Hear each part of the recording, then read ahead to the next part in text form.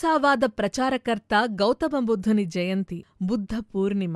అహింసో పరమో ధర్మః అంటూ అహింసావాదాన్ని లోకంలో ప్రచారం చేసిన బుద్ధుని జయంతి సందర్భంగా బుద్ధ పూర్ణిమ విశేషాలు, బుద్ధ పూర్ణిమ ఎలా జరుపుకోవాలి అనే ఆసక్తికర విశేషాలను ఈ వీడియోలో తెలుసుకుందాం. బుద్ధ పూర్ణిమ మహావైశాఖి. బుద్ధ పూర్ణిమను బుద్ధుని జన్మదినం రోజున జరుపుకుంటాం. ఈ వేడుకలు ఇటు భారత్లోనే కాకుండా ప్రపంచ దేశాల్లోని బౌద్ధులంతా ఎంతో ఘనంగా జరుపుకుంటారు. బుద్ధ పౌర్ణమిని ఉత్తరాదిన మహావైశాఖి అనే పేరుతో ఘనంగా జరుపుకుంటారు. మే 12వ తేదీ సోమవారం వైశాఖ పౌర్ణమి కాబట్టి ఆ రోజే బుద్ధ పౌర్ణమి జరుపుకుంటాం. ఏ పని చేసినా విజయమే. వైశాఖ పూర్ణిమ రోజునే మహావైశాఖి, బుద్ధ పూర్ణిమ అనే పేరుతో పిలుస్తారు. ఈ పవిత్రమైన రోజున ఎలాంటి ఆధ్యాత్మిక పనులు చేసినా తప్పకుండా విజయం సాధిస్తారని విశ్వాసం. వైశాఖ పూర్ణిమకు బుద్ధునికి అవినాభావ సంబంధం. బుద్ధుని జీవితంలో వైశాఖ పూర్ణిమ రోజే 3 సార్లు ముఖ్యమైన సంఘటనలు జరిగాయి కాబట్టి బుద్ధుని జీవితంలో వైశాఖ పౌర్ణమికి ప్రాధాన్యత ఉంది. కపిలవస్తురాజు శుద్ధోధనుడు మహామాయలకు ఓ వైశాఖ పౌర్ణమి నాడు బుద్ధుడు సిద్ధార్థుడిగా జన్మించాడు. వైశాఖ పూర్ణిమ రోజే సిద్ధార్థుడు జ్ఞానోదయం పొంది బుద్ధుడిగా మారాడు. ఇదే వైశాఖ పూర్ణిమ నాడు బుద్ధుడు నిర్యాణం చెందాడు. బుద్ధుడు చిన్నతనంలోనే తల్లి మరణించగా గౌతమి అనే స్త్రీ బుద్ధుని పెంచింది. కాబట్టి బుద్ధునికి గౌతముడని పేరు వచ్చింది. బోధి వృక్షానికి పూజ ఎలా మొదలైంది? బేతవన విహారంలో బుద్ధుడు బసచేసి ఉన్న రోజుల్లో ఒకనాడు భక్తులు పూలు తీసుకుని రాగా ఆ సమయంలో గౌతముడు అక్కడ ఉండడు. అతని కోసం ఎంతోసేపు ఎదురుచూసి భక్తులు వారు తెచ్చిన పూలను అక్కడే విడిచిపెట్టి వెళ్తారు. బేతవన విహారదాత ఆనంద పిండకుడు అది చూసి పూలు పూజకు వినియోగం కాకుండా వృధా కావడం నచ్చక బుద్ధునితో తాను బయటకు వెళ్లేటప్పుడు తనకు సంబంధించిన పాదుకలు వంటి వస్తువులను వనంలో విడిచివెళ్తే భక్తులు పూజలు చేసుకుంటారని చెప్తాడు. బోధి వృక్షానికి పూజ.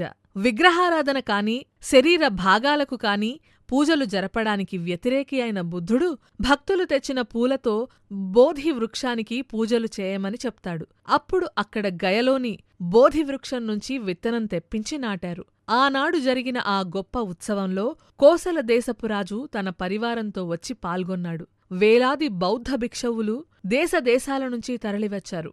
ఆనాటినుంచి బోధి వృక్షానికి పూజ చేయడం ఆనవాయితీగా వచ్చింది. వైశాఖ పౌర్ణమి బోధి వృక్ష పూజ. ఆనాటినుంచి బోధి వృక్ష పూజ బౌద్ధులకు ఎంతో ప్రత్యేకమైనది. ఏడాదికి ఒకసారి వైశాఖ పూర్ణిమ నాడు బోధివృక్ష పూజ జరపడం ఒక ఆచారంగా మొదలైంది.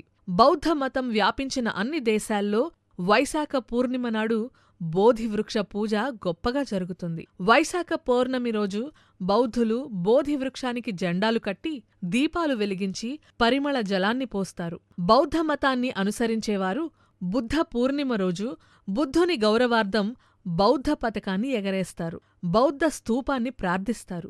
ఈరోజు బౌద్ధమత గురువులకు పువ్వులు, అగరుబత్తులు, దీపాలు వంటివి సమర్పిస్తారు. పువ్వులు వాడిపోతాయి.